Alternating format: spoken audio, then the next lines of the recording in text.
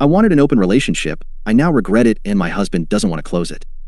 Our relationship was solid, and we still loved each other deeply, but things had started to feel a bit stale. I came across some advice online suggesting that opening up our relationship could bring some excitement back. Initially, he was hesitant, but after discussing it thoroughly and setting some ground rules, he agreed.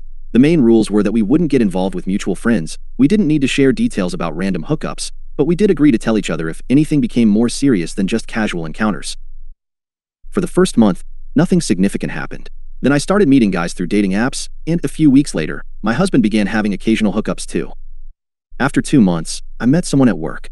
We clicked, and he was fine with the fact that I was in an open marriage, so we started dating. This went on for about a year.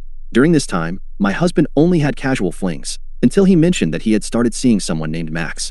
I was happy for him and asked a few questions, like how they met and whether she was cute. He seemed a bit awkward answering, but said they met at a club and that he found her very attractive. This continued for about 2 years. My husband eventually met my partner, Jake, and they got along well. However, I still hadn't met Max and had only seen a few pictures of her, though my husband seemed happy. One of the reasons I initially suggested an open relationship was that I'm into kink, while my husband is more vanilla. He was willing to try some things for me, but not much, which I respected. That's why I was surprised when I found a box of kinky outfits and toys that weren't mine. When I confronted him, he seemed embarrassed and explained that they were for Max. I asked if we could explore some of those things together, and he agreed, but when we tried, he didn't seem very into it.